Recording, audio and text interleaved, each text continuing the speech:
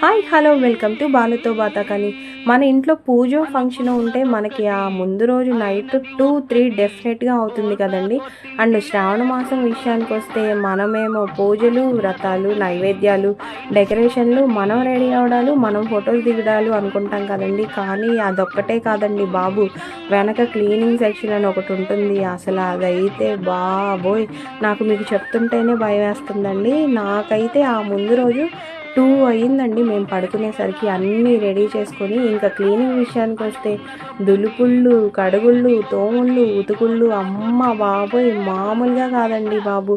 మీరు కూడా ప్రతి ఒక్క సిచ్యుయేషన్లో ఇది ఫేస్ చేసే ఉంటారు కదా.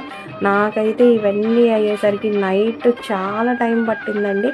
అండ్ ఎంత నైట్ లేట్ అయినా మార్నింగ్ లేచి పూజ చేసేసరికి అసలు ఆ ప్రశాంతతే వేరండి. Thank you all.